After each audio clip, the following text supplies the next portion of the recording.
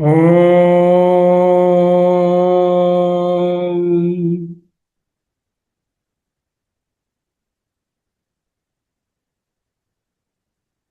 మాండుక్యోపనిషత్తు గౌడపాదీయ కారిక సమేత శ్రీమద్ శంకర భగవత్పాద కృత భాష్య సమేత 126వ భాగంగా అధ్యయనం చేస్తున్నాం. మనం ఇప్పటికీ 17 కారికలను చూశాము. అద్వైత ప్రకరణం 3వ ప్రకరణంలో. దీంట్లో 18వ కారిక ఈనాడు, 19వ కారిక రేపు అధ్యయనం చేసుకోబోతున్నాం. ఏమిటి పూర్వరంగము? తైహి అన్యోన్య విరోధిభిః అస్మదీయః అయం వైదికః సర్వాన్ అనన్యత్వాత్.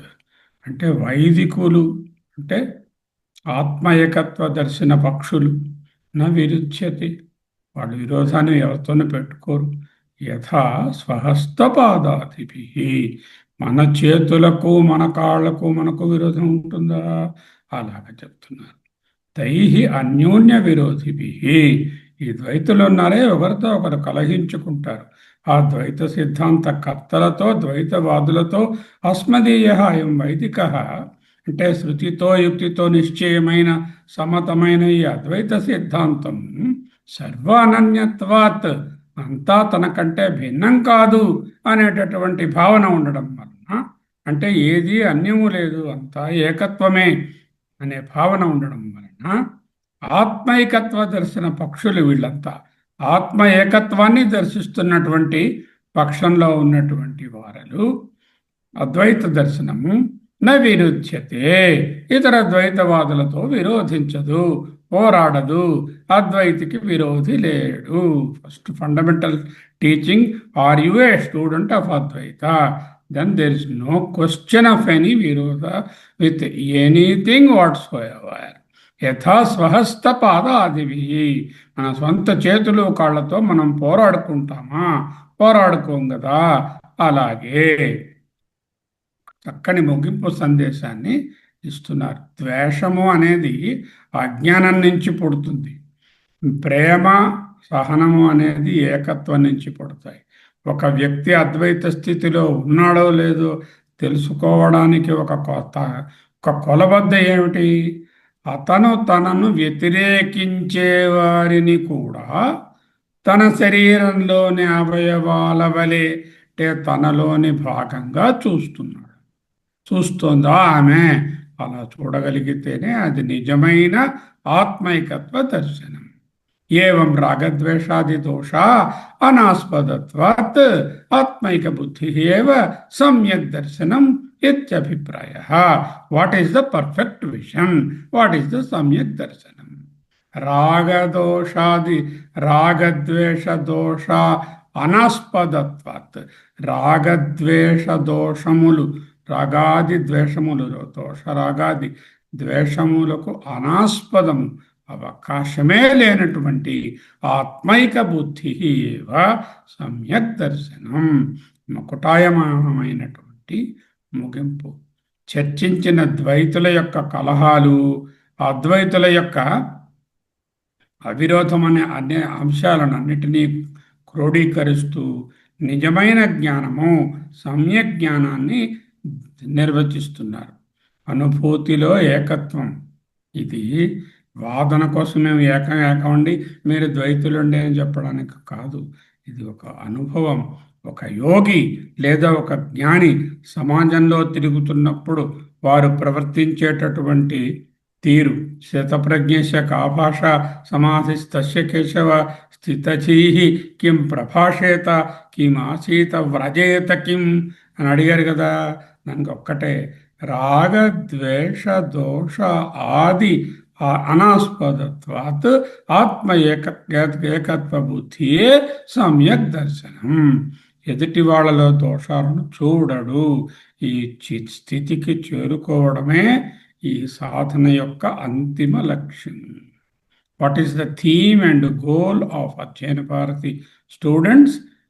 రాగద్వేషాలు లేకుండా, ఎదుటివారిలో దోషాలను ఎంచకుండా తనవారుగా చూసుకోవడమే వేదాంతం యొక్క అంతిమ లక్ష్యము.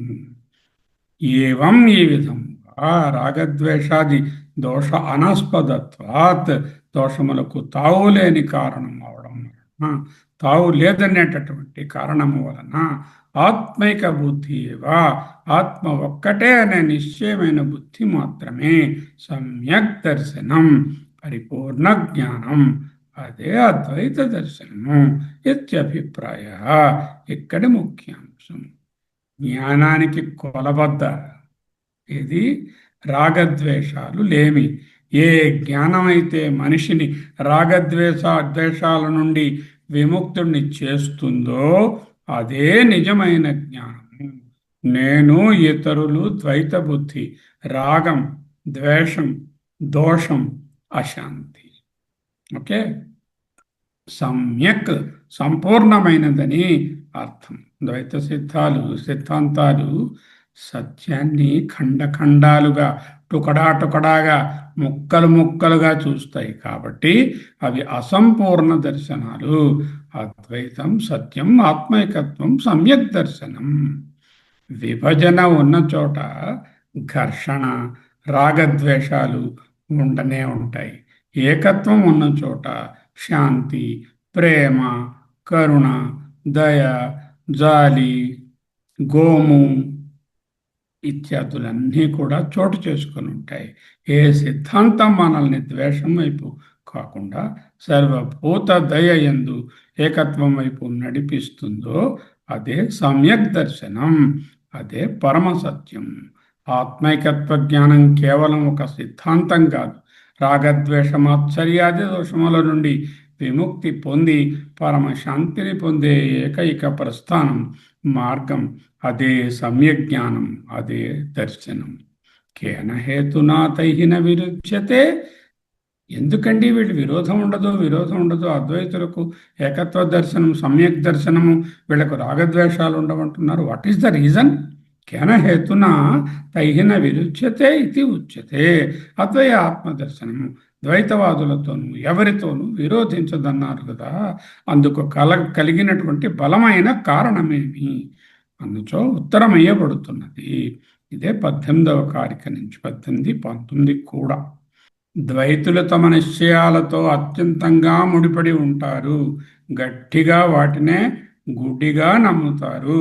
ఇతరుల భావాలను ద్వేషిస్తారు. అద్వైతులు ద్వైతులను గాని వేరెవరిని గాని ద్వేషించరు. ఎందుకు? ద్వైతం అంటే మిథ్య. మిథ్యని ఎవరైనా ద్వేషిస్తారా? మిథ్యాసత్వం మీద ద్వేషము, రాగము ఉంటుందా? మిథ్య వెండిపైన ఎవరికైనా రాగద్వేషాలు ఉంటాయా? ద్వైతులకు సృష్టి సత్యం, భిన్నత్వం సత్యం, ఆత్మ అనేకం, ఆత్మ సగుణం, ఆత్మవికారి, ఆత్మభోక్త. ఎక్కడ ద్వైతముందో, ఎక్కడ భోక్త అన్నామో అక్కడ రాగము, ద్వేషము ఏర్పడతాయి. అద్వైతంలో సృష్టి అధ్యారోపంగా మొదట బోధించి తరువాత అపవాదం చేస్తాం. దీనినే అధ్యారోప అపవాద ప్రక్రియ. అపవాదం చేశాక గౌడపాదుల వారి ముకుటాయమానమైనటువంటి కన్క్లూషన్, నా నిరోధో నచోత్పత్తి, నా బద్ధో నచ సాధక, నా ముముక్షో నైవ ముక్త ఇత్యేషా పరమార్థత. సృష్టిక్రమం శృతులలో పలు విధాలుగా బోధింపబడినది. అంత అధ్యారోపమే, గౌణమే, అర్థవాదమే, స్తుతియే. సృష్టిక్రమం ఎలాగైనా అపవాదం చేసేస్తాం. అది ఎలా ఉంటే ఎందుకు కొట్టుకోవడము? మిథ్యని త్రోసిపుచ్చేదానని. అద్వైతం is not without Dvaitam. Advaitam is in spite of Dvaitam. It establishes the truth in spite of the Dvaita appearance. Karma upasana కేవలం మార్గములు. ఒక ద్వైత దర్శనము ఇతర ద్వైత దర్శనమును ఖండించి బలహీనపరచి డిస్ట్రాయ్ చేస్తుంది. అద్వైతి సత్యంలో ఉన్నాడు, ద్వైతి మిథ్యలో ఉన్నాడు. అద్వైతి వెలుగులో ఉన్నాడు, ద్వైతి నీడలో ఉన్నాడు, షాడోలో ఉన్నాడు, అంధకారంలో ఉన్నాడు.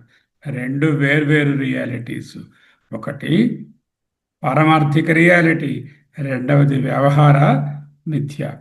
So we have no enemy. సత్యము అరవదు, సత్యము అరవక్కర్లేదు. మిథ్యకే అరుపులు వాదనలు. ఎందుకు? వారికి నిజం కాదేమో అనే భయం వాడి మనసులోనే ఉంది. ఎవడి పాయింట్ అయితే వీక్గా ఉంటుందో, ఎవడైతే ఓడిపోతానని భయపడతాడో వాడే ఎక్కువ అరుస్తాడు. నిజంగా గెలిచేవాడు అరవనక్కరలేదు. ఓకే, 18వ కారిక. అద్వైతం పరమార్థో హి ద్వైతం తద్భేద ఉచ్యతే తేషాముభయథా ద్వైతం తేనాయం న విరుధ్యతే. అద్వైతం పరమార్థః, అద్వైతమే పరమార్థము, సమ్యక్ దర్శనం.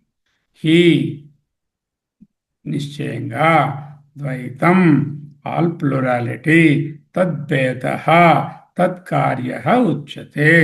అద్వైతం నుంచే ద్వైతం పుట్టింది, ఏకత్వం నుంచే భిన్నత్వం పుట్టింది. దాని కార్యము తేషాం వారలకు ఉభయథా రెండు విధాలుగా ద్వైతం ప్లూరాలిటీయే తేనా కను వారితో అయం ఈ అద్వైతులు నా విరుధ్యతే, ఈ అద్వైతం విరోధించదు. అద్వైతాన్ని ఏంటన్నారు? ద్వైతాన్ని అద్వైతము యొక్క కార్యం అన్నారు. అద్వైతం కారణం, ద్వైతము కార్యము. ఎటువంటి కార్యము? మార్పు చెందకుండా ఏకమేవా అద్వితీయంగా ఉన్నటువంటి అద్వైతము వివర్త కార్యము. అంటే షాడో, రిఫ్లెక్షన్, ప్రతిబింబము. ఒరిజినల్ మారకుండా అనేకమైనటువంటి ప్రతిబింబాలు ఏర్పడటాన్ని వివర్తం. ఒక సూర్యుడు సమస్త జీవులకు తానొక్కొక్కడై తోచు పోలిక, సమస్త ఘటముల యందు తానొక్కొక్కడై తోచు పోలిక వివర్త కార్యం.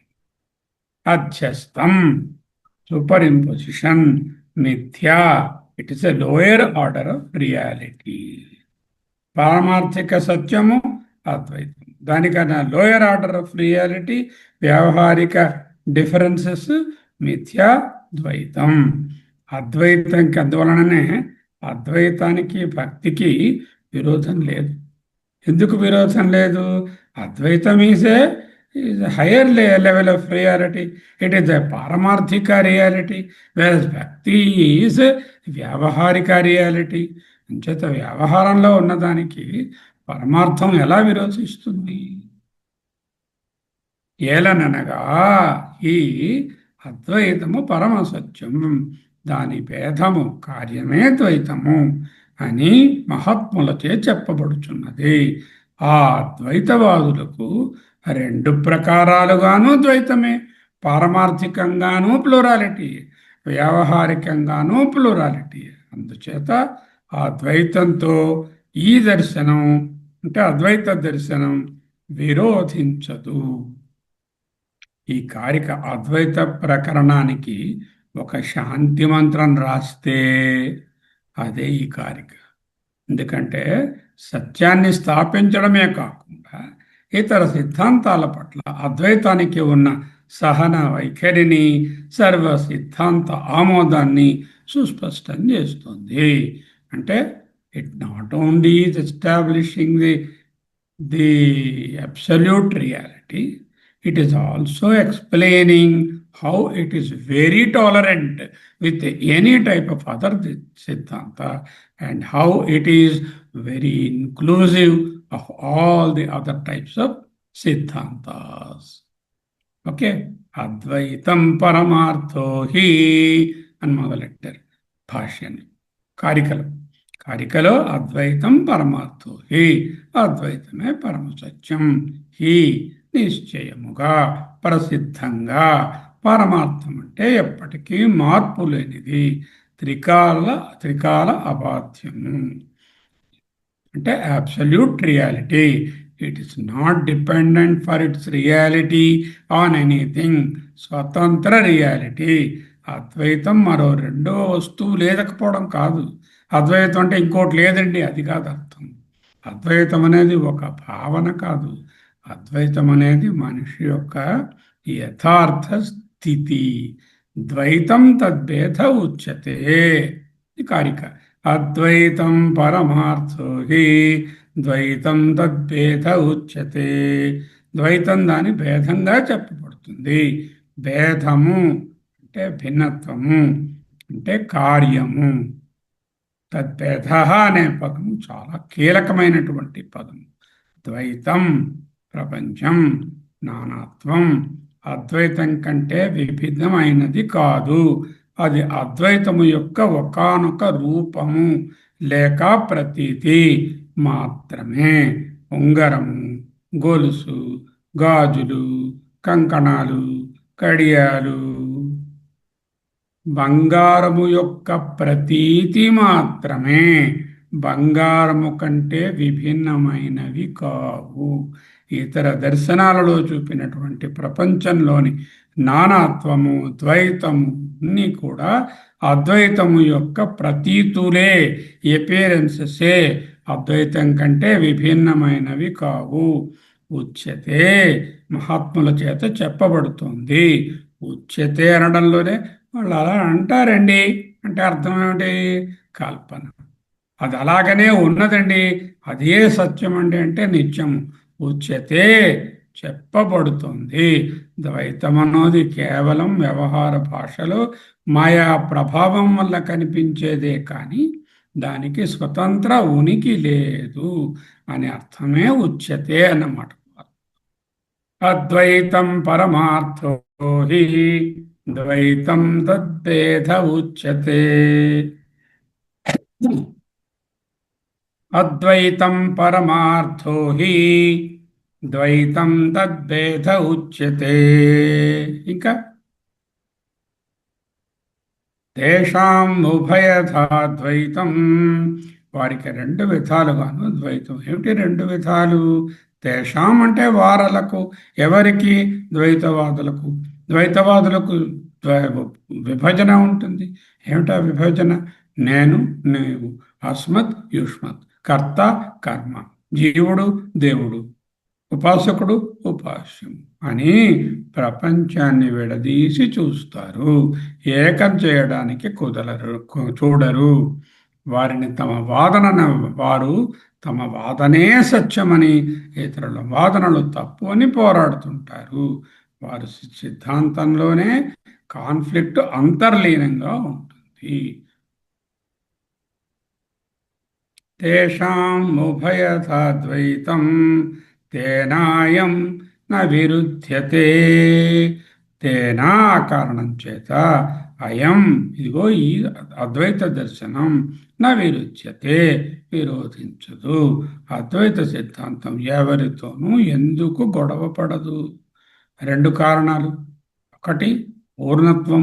అద్వైత దృష్టిలో అంతా ఆత్మస్వరూపమే. ఎదుటివాడు తనను శత్రువుగా భావించిన అద్వైతి అతన్ని తనకంటే భిన్నంగా చూడడు. ద్వైతం అంతా మిథ్య.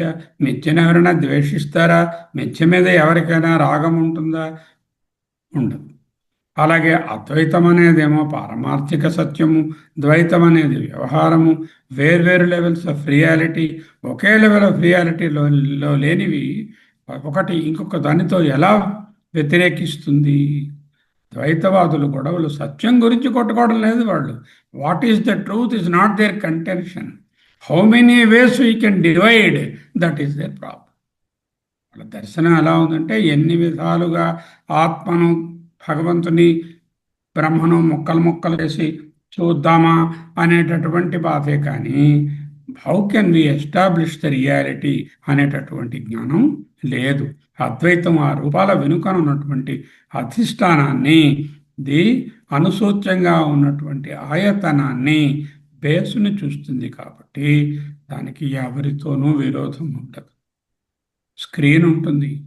ఆ స్క్రీన్ మీద రకరకములైనటువంటి సినిమా సన్నివేశాలు కనిపిస్తూ ఉంటాయి. సన్నివేశాలు ఎటువంటివైనా వాటి మీద ఆ స్క్రీన్కి, అధిష్టానానికి రాగము, ద్వేషము ఉంటుందా? ఉండదు కదా. అన్నిటినీ ఒకే విధంగా ప్రతిబింబింపజేస్తుంది. 17కి 17వ కారిక సారాంశం.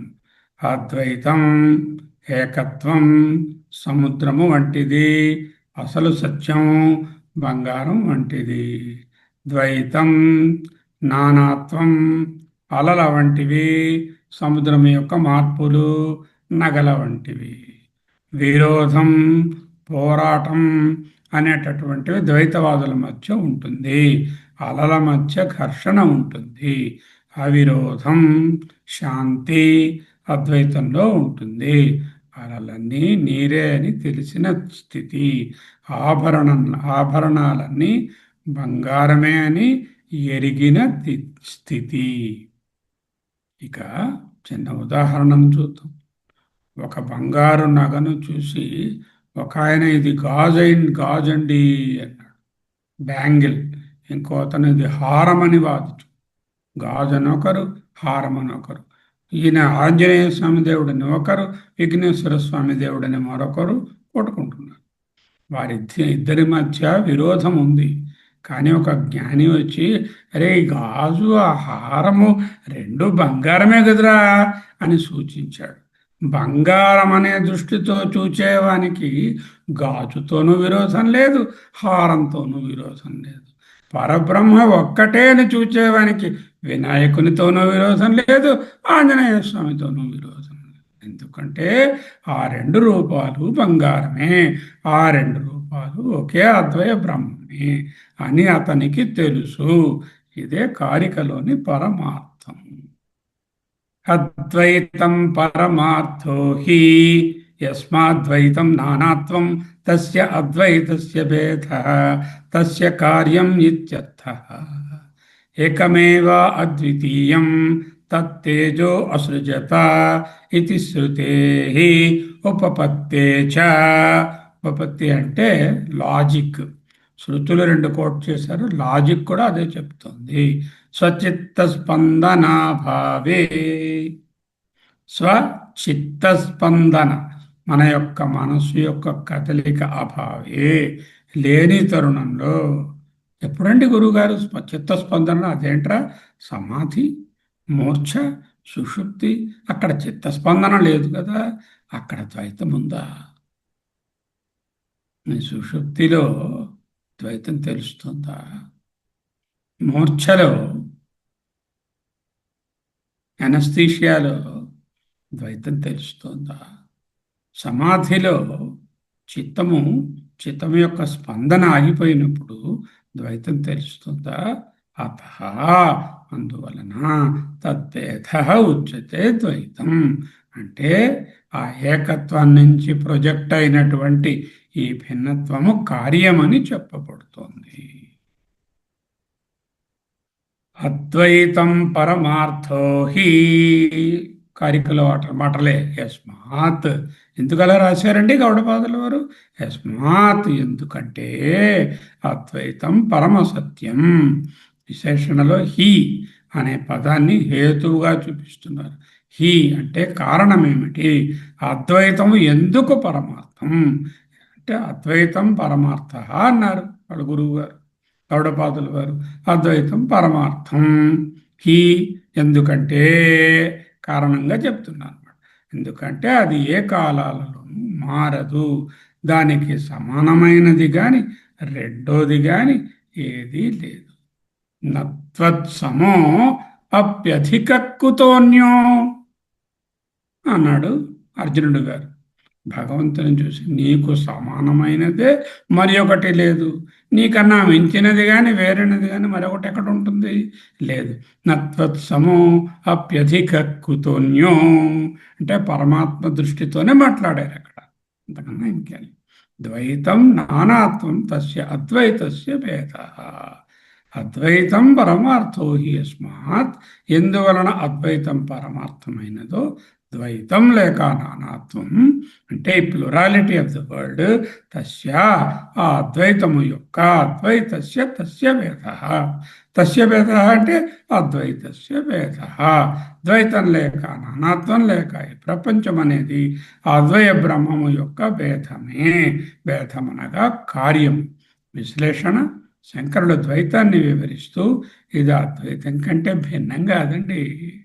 వాళ్ళు ఊరికే వేరువేరుని కొట్టుకుంటున్నారు. అవేం వేరు కాదు, నేను చెప్పిందే వాళ్ళు చెప్తున్నారు.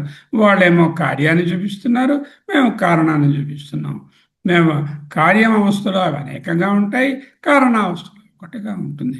అది ఒక అవస్థ, ఒక ప్రతీతి అంటే చెప్తున్నారు. నా జాగ్రత్త అవస్థ ఉన్నది, జాగ్రత్త అవస్థ నాకంటే వేరా? అంటే ఆత్మ కంటే వేరా? కాదు కదా. జాగ్రత్త అవస్థయే, ఆత్మ యొక్క వేషమే జాగ్రత్త అవస్థ, ఆత్మ యొక్క ప్రతీతియే జాగ్రత్త అవస్థ. స్వప్నావస్థ ఆత్మ కంటే వేరా? కాదే. స్వప్నావస్థ కూడా ఈ ఆత్మ యొక్క ఒక అవస్థ, ఒక వేషం, ఒక రోలు, ఒక ప్రతీతి, ఒక అనుభవం, ఒక ఎపియరెన్స్ అని చెప్తున్నారు. తస్య కార్యం ఇత్యర్థ. అంటే ద్వైతం అనేది అద్వైతము యొక్క కార్యము, ఎఫెక్ట్ అని అర్థము.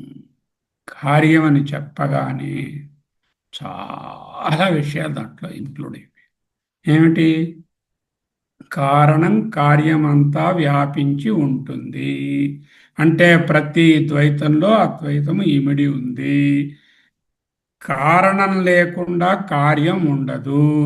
అద్వయ ఆత్మ లేకుండా ద్వైతం అనే సృష్టి ఉండే అవకాశమే లేదు. కార్యం లేకపోయినా కారణం ఉంటుంది. ద్వైత ప్రపంచము సమసిపోయినా సుషుప్తిలోను సమాధిలోను మూర్ఛయందు అద్వయ ఆత్మ ఉండనే ఉంటుంది. కారణం ఏకం, కార్యం అనేకం. ఎన్ని మాటలు! ఒక్క మాటలో ఇది కార్యం భేదం అనడంతో అన్నీ వచ్చాయి. కారణం మట్టి సత్యం అవుతే కార్యం కుండ నామమాత్రమే.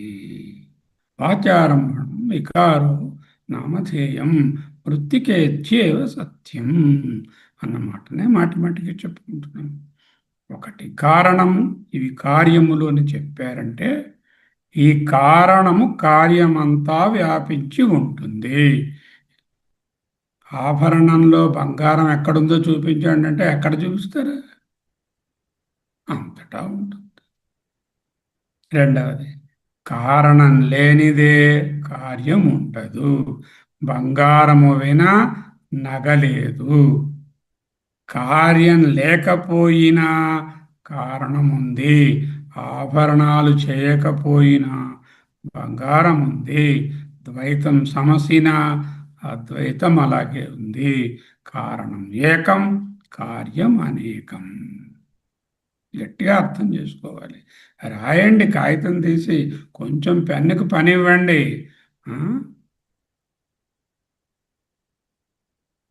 శృతి ప్రమాణాలు కోట్ చేస్తున్నారు. తన వాదన ఏమిటి? అద్వైతం కారణం, ద్వైతం కార్యం భేదం. వచ్చిపోయేది ఆగమాపాయి వికారి నామరూపాలు ఉండదు, అది లేదే ఇది ఉండదు. అనేకము ఏకం. వాదన నిరూపించడానికి ఉపనిషత్ ప్రమాణాలను చూపిస్తున్నారు. ఏకమేవ అద్వితీయం. సృష్టికి పూర్వం సత్పదార్థం ఒక్కటే, రెండోది లేకుండా ఉంది. తత్ ఆ సత్ తేజ అంటే అగ్నిని లేక కాంతిని అసృజత.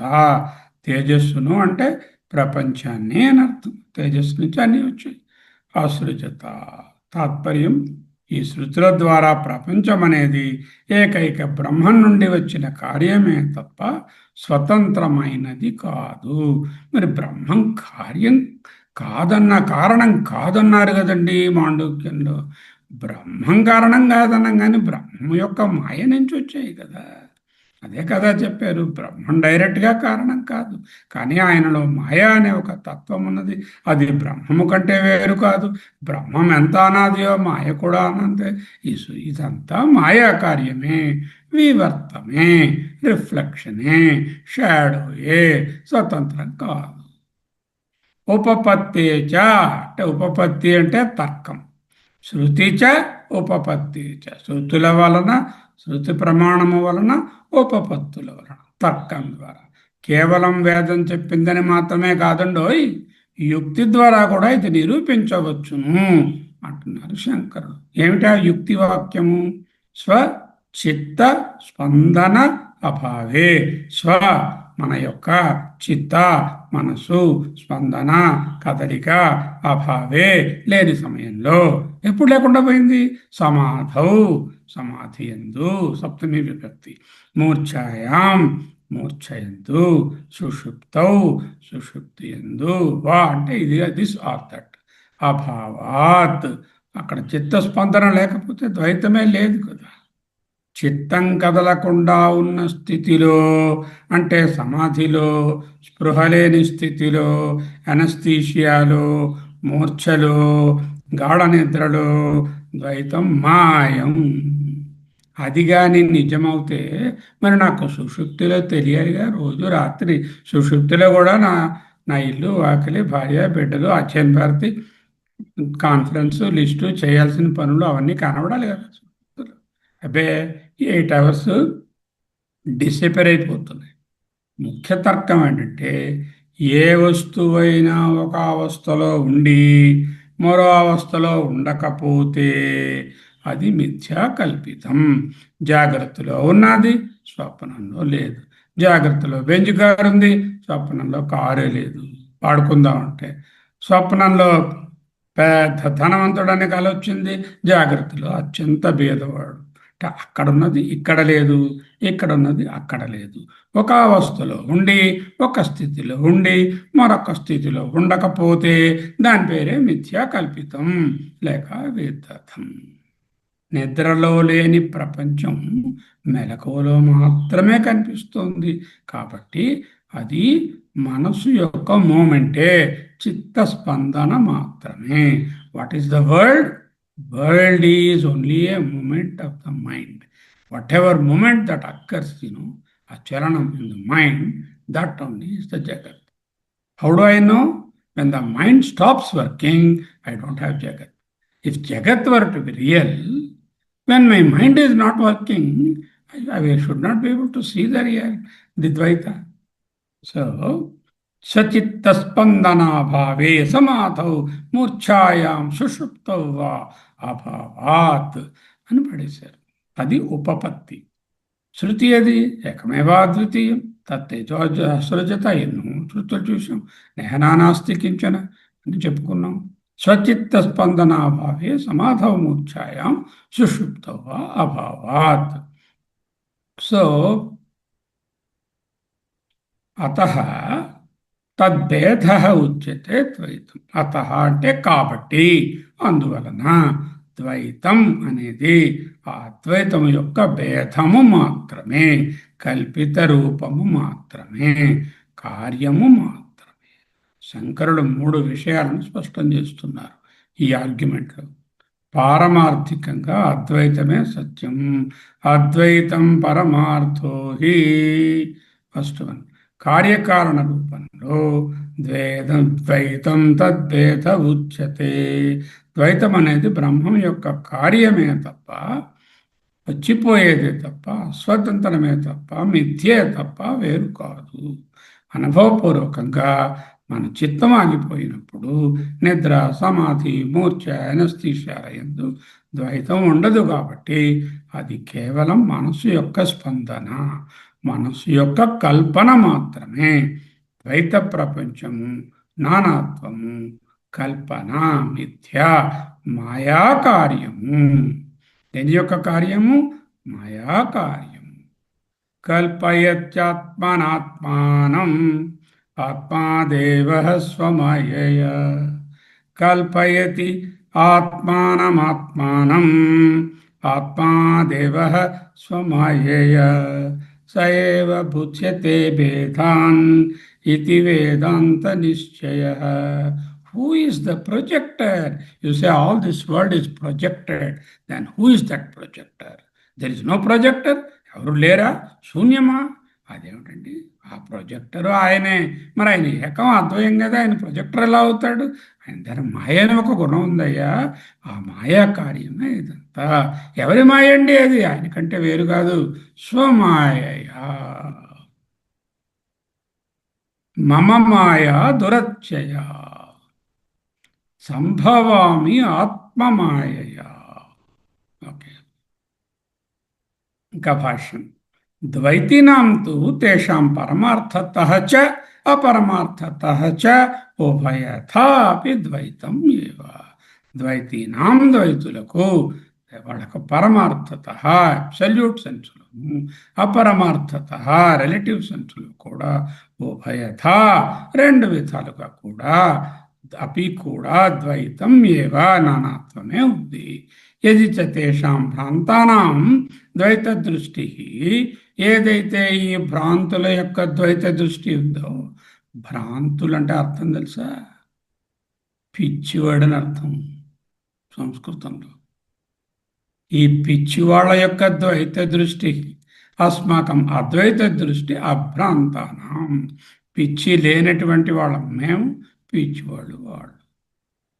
ఈ పిచ్చి వాళ్ళ యొక్క ద్వైత దృష్టి, పిచ్చి లేనటువంటి భ్రాంతులైనటువంటి అద్వైత దృష్టి, తేన అయం హేతున అస్మత్ పక్ష, తేన ఈ కారణం వలన, అస్మత్ పక్ష మా పక్షము, వారితో తేన న విరుచ్యతే తైహి, ఈ కారణం వలన వాళ్ళతో విరోధించదు. పిచ్చి పడితే ఎవడైనా గొడవ పెట్టుకుంటాడండి? తాగుబోతుతోని, పిచ్చివాడితోని ఎవరైనా గొడవ? ఒక ఆయన తాగుతాడు, విపరీతంగా తాగి దేవదాసుని మించిపోతాడు, రోడ్డు మీద పడి నానా విధాలుగా ప్రేలుతూ ఉంటాడు, ఏవేవో చేస్తూ ఉంటాడు. వాటిని ఎవరైనా లెక్క చేస్తారా? వదిలేండి, వాడు తాగుబోతుడితో మనకేమిటి, పిచ్చోడితో మనకేమిటి, అని వదిలేండి అంటాం కదా. అలాగే ఈ పిచ్చి పిచ్చి ద్వైతం అంతా వాళ్ళు అవుతున్నారు. ఈ భ్రాంతులు ద్వైత దృష్టి గలవాళ్ళు, అద్వైత దృష్టి వాళ్ళు అభ్రాంతులు, వాళ్ళతో విరోధం లేదు. ఎందుకంటే వాళ్ళు కార్యాన్ని చూసి మాట్లాడుతున్నారు, రిలేటివ్ రియాలిటీలో ఉన్నారు. మేము కారణమైనటువంటి ఏకత్వంలో, పరమార్థంలో ఉన్నాము. వాళ్ళు ఆఫ్టర్ ఆల్ పారమార్థికంగా ఒక్కటే అని తెలుసుకోలేకపోతున్నారు. అంటే వాళ్ళ మీద దయ, జాలి, కరుణ, ఒక తాగుబోతును, ఒక పిచ్చివాడిని, ఒక భ్రాంతుడిని చూసి ఏ విధంగా ఉంటుందో అటువంటి భావన ఉంటుంది, కానీ విరోధం ఉండదు.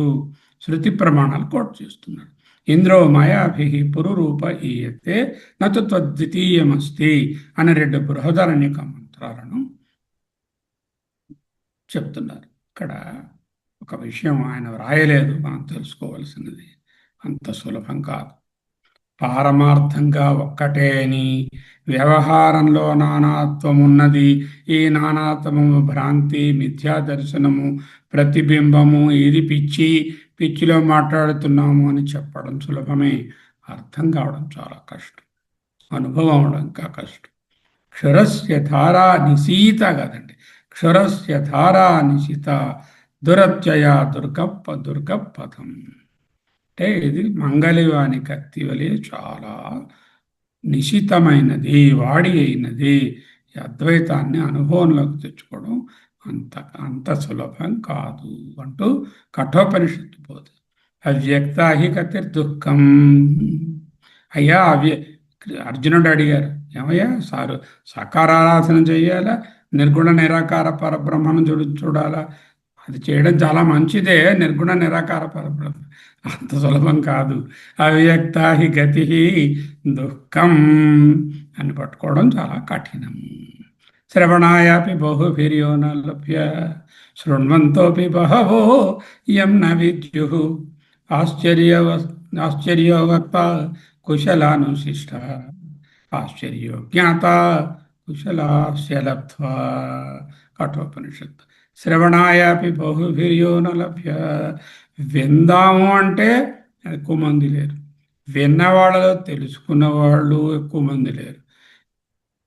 ఎంతో కఠినంగా బోధిస్తే తెలుసుకునేవాళ్ళు ఆశ్చర్యం, వెరీ వెరీ రేర్. ఆ విధంగా బోధించేవాళ్ళు కూడా రేరు. కఠోపనిషత్తు. ఆశ్చర్యవత్ పశ్యతి కశ్చిదేనం ఆశ్చర్యవత్వదైతి తదైవ చాన్యః ఆశ్చర్యవత్ శృణోతి శ్రుత్వాప్యేనం వేద న చ ఏవ కశ్చిత్. ఎవరికి తెలిసేది కాదు. విద్యా వినయ సంపన్నే బ్రాహ్మణే గవిహస్తిని సునిచైవ స్వపాకే చ పండితాః సమదర్శినః. Very few people can get attain that state of equanimity and equality.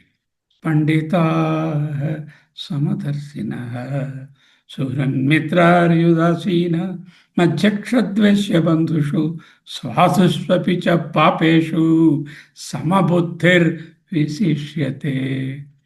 మంచి వాళ్ళ మీద, పిచ్చి వాళ్ళ మీద, పాపుల మీద, ఉదాసీనుల మీద, మిత్రుల మీద, అందరి మీద సమబుద్ధి కలిగి ఉంటారు.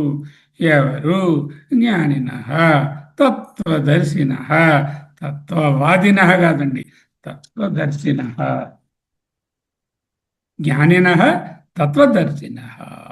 ఓకే. ద్వైతినాం తు తేషాం పరమార్థతః చ అపరమార్థతః వా ఉభయథా, వా కాదండి, వా ఉభయథా అపి ద్వైతం ఏవ. ద్వైతవాదులకు మాత్రము పరమార్థిక స్థితిలోనైనా అపరమార్థ స్థితిలోనైనా, అంటే రిలేటివ్ రియాలిటీలోనైనా అబ్సల్యూట్ రియాలిటీలోనైనా ఏ రకంగా చూసినా ఉభయథా ద్వైతం అపి, ద్వైతమే కనిపిస్తుంది. అద్వైత ప్రపంచాన్ని మాయగా చూస్తాడు. ద్వైతవాదులు పరమాత్మకు జీవునికి మధ్య భేదము, లేక పరమాత్మకు ప్రపంచానికి మధ్య భేదము, లేక జీవునికి మధ్య భేదము సత్యమని నమ్ముతారు. వారి దృష్టిలో ఏ అవస్థలోనైనా రెండవ వస్తువు ఉండనే ఉంది, ఉండి తీరుతుంది. ఏది చేతేషాం భ్రాంతానాం ద్వైత దృష్టి. ఒకవేళ భ్రాంతిలో ఉన్న ద్వైతవాదులకు ద్వైత దృష్టి ఉన్నప్పటికీ, వాళ్ళు భ్రాంతిలో ఉన్నారు, పిచ్చిలో ఉన్నారు, వాళ్ళకి ద్వైతంగా అనిపిస్తుంది అని శంకరుల ద్వైతవాదులను భ్రాంతులు అన్నారు. ఎందుకంటే వారు అశాశ్వతమైన వేదాలను సత్యమని నమ్ముతున్నారు. మెంటల్ హాస్పిటల్కి వెళితే అక్కడ రకరకాలైనటువంటి పేషెంట్స్ ఉంటారు. వాళ్ళు ఒకరితో ఒకరు కాట్లాడుకుంటూ ఉంటారు, కొట్టుకుంటూ ఉంటారు, రీజన్ ఉండదు. డాక్టర్ గారిని కొడుతూ ఉంటారు, డాక్టర్లని నర్సులనేమో తిడుతూ ఉంటారు, వాళ్ళ మీద వస్తువులు విసిరేస్తూ ఉంటారు. వాళ్ళని చూచి ఆ పారామెడికల్ స్టాఫ్, డాక్టర్స్ కోపం తెచ్చుకుని ద్వేషం కలిగి ఉంటారా? వాళ్ళ మీద ప్రేమ, కరుణ, జాలి కలిగి వాళ్ళు పాపం మానసికమైనటువంటి రుగ్మతతో బాధపడుతున్నారు అనేటటువంటి భావాన్ని కలిగి ఉంటారా? శంకరులు కూడా అదే చెప్తున్నారు. ద్వైతవాదులు పిచ్చివారితో సమానం. బాల స్త్రీ బాలాంధ జడోపమా అన్నారు ఆయన. అంటే ఈ విధంగా భ్రాంతిలో ఉన్నవారు, అజ్ఞానంలో ఉన్నవారు. అస్మాకం అద్వైత దృష్టి అభ్రాంతానాం భ్రాంతి లేని మాకు అద్వైతులకు మాత్రం అద్వైత దృష్టి ఏకత్వ జ్ఞానం కలదు. జ్ఞానోదయం కలిగిన అద్వైతికి అంతా బ్రహ్మంగానే కనిపిస్తుంది. వాళ్ళు కొట్టుకుంటున్నారు, ఎవరికి కార్యం రా కొట్టుకుంటారు, కారణం తెలుసుకుంటే వాళ్ళు ఇక్కడికి వస్తారు, ఎక్కడికి పోతారు వాళ్ళు అంటారు. ఓకే. తేన అయం హేతున అస్మాత్ పక్ష న విరుధ్యతే తైహి. తేన అయం హేతున, ఆ కారణం చేత అద్వైత దృష్టి ఉండడం వలన మా పక్షము, అస్మత్ పక్ష అద్వైతం, తైహి వారితో న విరుధ్యతే విరోధించదు. విరోధం అనేది సామాన్య స్థాయి గల రెండు వస్తువుల మధ్య ఉంటుంది. రెండు వ్యవహారికమైన అవ్వాలి, రెండు స్వప్నికమైన అవ్వాలి, రెండు పారమార్థికమైన. రెండు పారమార్థంలో రెండు లేవు. వ్యవహారంలోనే ద్వైతం ఉంటుంది, వ్యవహారంలోనే విరోధం ఉంటుంది. అద్వైతికి అసలు రెండో వస్తువే లేనప్పుడు అతను ఎవరితో విరోధిస్తాడు? అందుకే అద్వైతం అన్ని వాదాలను కలుపుకుంటుంది తప్ప దేనిని ద్వేషించదు. శృతి ప్రమాణాలు ఇస్తున్నారు. శంకరులు ఈ ఏకత్వాన్ని నిరూపించడానికి మరిన్ని శృతులను ఉదాహరించారు. ఇంద్రో మాయాభి పురురూపయతే. ఇక్కడ ఇంద్ర అంటే అగో దేవరాజు ఇంద్రుడని కాదు. ఇంద్ర అంటే పరమాత్మ. మాయాభి, మాయాశక్తి ద్వారానే, స్వమాయ ద్వారానే పురురూపయీయతే, అనేక రూపాల్లో కనిపిస్తున్నాడు అనేటువంటి బృహదారణ్యకం. నతు తద్వితీయమస్తి, అది బృహదారణ్యకం. అక్కడ తత్, అక్కడ ద్వితీయం నా అస్తి, ఆత్మస్థితిలో రెండవ వస్తువు అనేదే ఏదీ లేదు అన్న రెండు శృతి ప్రమాణాలు. అద్వైతం న విరుచ్యతే. ద్వైతవాదులు అద్వైతవాదులు వీళ్ళు భ్రాంతిలో ఉంటారు, భేదాన్ని నమ్ముతారు, ఒకరి సిద్ధాంతంతో ఒకరు విరోధిస్తారు. ద్వైతాన్ని పరమార్థంలో కూడా వాళ్ళకు ద్వైతమే ఉంటుంది. అద్వైతుల దృష్టి అభ్రాంతులు ఏకత్వాన్ని గ్రహిస్తారు, ఎవరితో విరోధించరు. అవిరోధం అద్వైతం పరమార్థంగా, ద్వైతం మాయా అని చూస్తారు. పరమార్థంగా అద్వైతం అని, ప్లూరాలిటీ అనేది మాయా అని తెలుసుకుంటారు.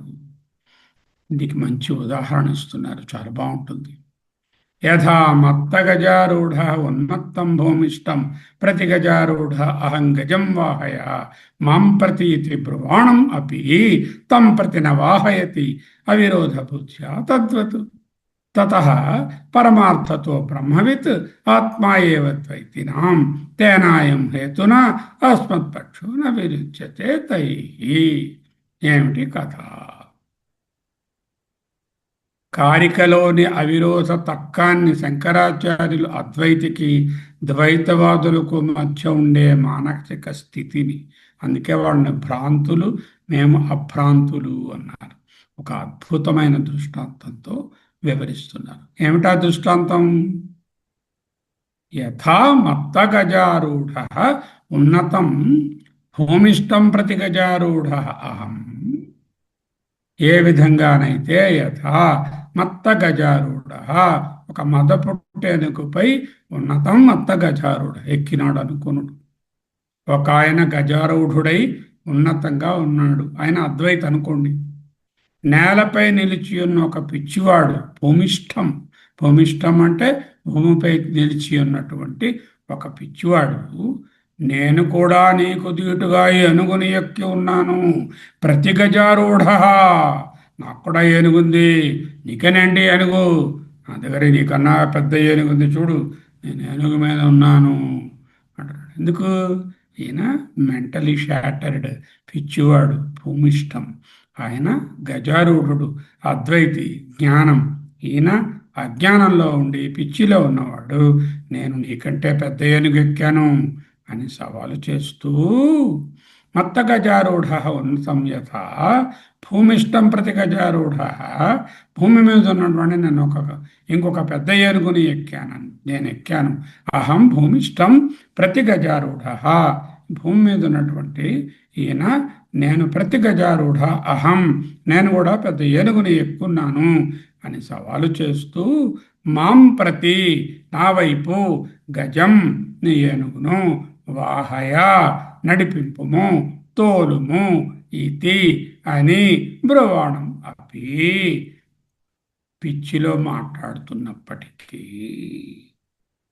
ఒక ఆయన ఏనుగు మీద ఉన్నాడు, పెద్ద ఏనుగు, మత్త గజం. ఇంకొక ఆయన నేల మీద ఉన్నాడు, నేల మీద ఉన్న ఆయనకి ఏనుగు లేదు, ఏనుగు మీద ఉన్నానని భ్రాంతిలో ఉన్నాడు. నాకు కూడా పెద్ద ఏనుగు ఉంది, కావాలంటే నీ ఏనుగుని నా ఏనుగు వైపు పంపించు, గజం వాహయ మాం ప్రతి, నా వైపు, గజం వాహయ నా వైపు నీ ఏనుగుని తోలు, ఆ ఏనుగు నీ ఏనుగు గుద్దుకుంటాయి, అప్పుడు ఎవరు గెలుస్తారో నీకే తెలుస్తుంది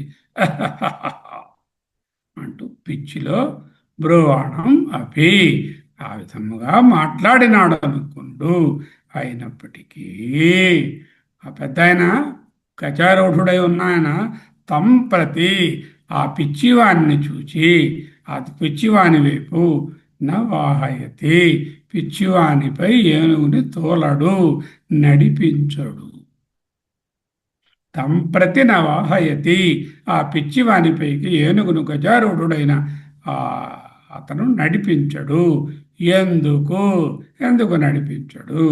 అవిరోధ బుద్ధ్యా, ఆ భూమిపైనున్న పిచ్చివానితో అతనికి విరోధము లేదు. ఎందుకు? వాడు ఏనుగు లేకుండానే ఏనుగు మీద ఉన్నాడే, నేను గుర్రం ఎక్కానంటున్నాడే తాగేసి, అన్నట్టుగా ఏనుగు లేకుండా ఏనుగు అంటున్నాడు పాపం. ఏనుగుగానే ఆయన పక్కన వెళ్ళిందంటే మసి అయిపోతాడు, తొక్కేస్తుంది ఏనుగని తెలియదు. పోన్లే, వదిలేద్దాం ఆయన్ని.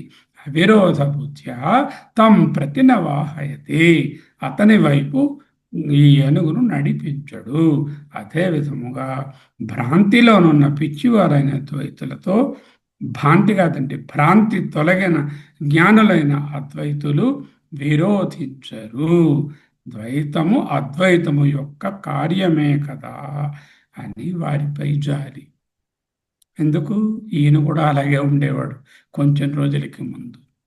ఎప్పుడైతే ఉపాసనలు కర్మలు చేసి ఆ పిచ్చి పోగొట్టుకున్నాడో, అద్వైత జ్ఞానం వైపు వచ్చాడు, ఆత్మయోగ్యత ప్రాప్తి, జ్ఞానయోగ్యత ప్రాప్తి కలిగిందో, అప్పుడు ఆ పిచ్చివాడి స్థాయి నుంచి గజారూఢుని స్థాయినకు ఎదిగాడు.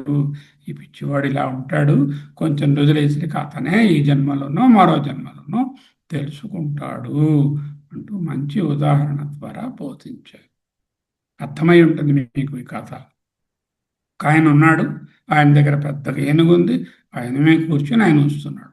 ఆయనకి ఎదురుగా నేల మీద ఉన్నటువంటి కూర్చుని చతికిలబడి ఉన్న ఒక ఆయన, హేయ్ ఏనుగైనా, ఏంటి నీకైనా ఏనుగు ఉంది?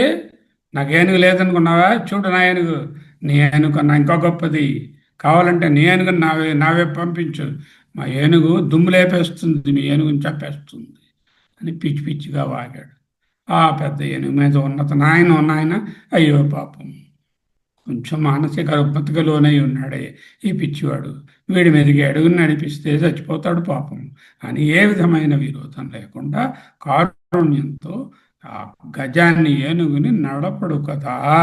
అదేవిధంగా భ్రాంతిలోనున్న పిచ్చివారైన ద్వైతులతో భ్రాంతి తొలగినటువంటి జ్ఞానులైన అద్వైతులు విరోధించరు. ద్వైతము అద్వైతము యొక్క కార్యమే కదా, దాని యొక్క భేదమే కదా అని వారిపై జాలి. ఓకే. తద్వత్తత పరమార్థత బ్రహ్మవిత్ ఆత్మైవ ద్వైతినాం. తద్వత్, అదే విధముగా పరమార్థ స్థితిలో బ్రహ్మవేత్త అద్వైతికి ద్వైతవాది కూడా ఆత్మస్వరూపుడే, ఆ పిచ్చైన కూడా ఆత్మస్వరూపుడే. ద్వైతవాదులు అద్వైతిని ద్వేషించవచ్చునుగాక, ఆ పిచ్చాయన ఈ ఏనుగు మీద ఉన్నాయని సవాలు విసరవచ్చునుగాక, అద్వైతికి మాత్రము ద్వైతవాదులు తనకంటే వేరు కాదు. సముద్రానికి అలల మీద కోపం ఉండదు. ఎందుకు? అలలు తనలో భాగమే అని సముద్రానికి తెలుసు. కానీ ఎగిసిపడి ఒకదానితో ఒకటి ఢీకొనేవి అలలే. తేన అయం హేతున అస్మత్పక్ష న విరుచ్యతే తై. ఆ కారణం చేత, తేన అయం హేతున, ఆ కారణం చేత, అస్మత్పక్ష, మా పక్షము, అద్వైతము, తై, వారలతో న విరుచ్యతే, విరోధించదు. విరోధం అనేది ద్వైతవాదుల మధ్యనే ఉంటుంది. అద్వైతం అన్నిటినీ కలుపుకునే పరమ సత్యం కాబట్టి అది ఎవరితోనూ పోరాడదు. అవిరోధ సిద్ధాంతాన్ని స్థిరీకరించారు ద్వైతవాదులు. వారిలో వారు కలహించుకుంటారు, కానీ వాళ్ళ భేదాన్ని నమ్ముతారు. అద్వైతి ఏనుగుపై ఉన్నవాడు భూమిపై ఉన్నవాడిని చూచి నవ్వుకున్నట్లుగా అద్వైతి ద్వైతుల వాదనలకు అవిరోధంగా ఉంటాడు. అద్వైతం అందరినీ తనలో కలుపుకుంటుంది. దీనిలో ఏ విధమైనటువంటి యానిమాసిటీ, శత్రుత్వము లేదు. చిన్న అవతారిక ఉంది. ద్వైతం అద్వైత భేద ఇది ఉక్తే ద్వైతమపి అద్వైతవత్ పరమార్థ సత్ ఇది స్యాత్. మామూలు సా ఉండాలి. కస్యచిత్ ఆశంక ఇచ్చత. ఆహా అంటే 18వ కారికలో ద్వైతం అద్వైతం యొక్క భేదము అంటే ఏర్పడే ఒక సూక్ష్మమైన సందేహం రావచ్చు. అద్వైతం సత్యం అంటున్నారు, త్రికాల అబాధ్యం అంటున్నారు, అది కారణం అంటున్నారు, దాని నుంచి వచ్చినటువంటి కార్యం కూడా సత్యమే అవుతుంది కదా, సత్యమైనటువంటి కారణం నుంచి వచ్చినటువంటిది కార్యం కూడా సత్యమే అవ్వాలి కదా అని కొంతమందికి ఆశంక. కానీ వేదాంతం తెలుసు, కారణం సత్యము, కార్యము వివర్తము. ఇక్కడ వివర్తవాదాన్ని వాడుతున్నాం. అంటే కారణమే సత్యము, కార్యము దాని రిఫ్లెక్షన్, భ్రాంతి, మిథ్య. కానీ కొంతమంది అలాగా అర్థం చేసుకోవచ్చు. ద్వైతం అనేది అద్వైతం యొక్క కార్యం అన్నారు, 18వ కారికలో చెప్పారు. కారణం సత్యమైనప్పుడు దాని నుంచి పుట్టినటువంటి భేదం కూడా కార్యం కూడా సత్యమే కావాలి అంటూ ఒక తర్కాన్ని ప్రారంభిస్తున్నారు. దానికి ఆన్సర్ చెప్తున్నారు.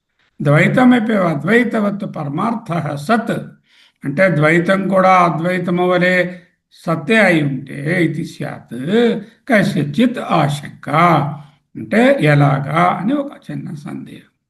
సాధారణంగా కారణం సత్యమైతే దాని కార్యము కూడా అదే స్థాయి రియాలిటీ ఉన్నదని భావిస్తారు. ఉదాహరణకు విశిష్టాద్వైతంలో ప్రపంచం కూడా సత్యమే. ఇలా ఎందుకు రాయవలసి వచ్చింది? అలాంటి వాళ్ళు ఉన్నారు. పరమాత్మ సత్యము, ప్రపంచం కూడా సత్యమే. విశిష్టాద్వైతం ఈ ప్రపంచం పరమాత్మలోని ఒక అంశ. శంకరుడు పూర్వపక్షి గారి మనసులోని రాగబోయే రాగల ఆశంకను ముందుగానే గుర్తిస్తున్నారు. ఇత్యతః ఆహా, అట్టి సందేహ నివృత్తి కొరకు 19వ కారికలో ద్వైతం సత్యం కాదు, వివర్తము, ప్రతిబింబము, షాడో, మాయ అని బోధించబోతారు. సందేహం ఏమిటి వీళ్ళది? కారణమైనటువంటి అద్వైతం సత్యం, పరమార్థం. ఆ కారణం నుంచి వచ్చినటువంటి భేదం మిథ్యా, వితథం, కార్యం.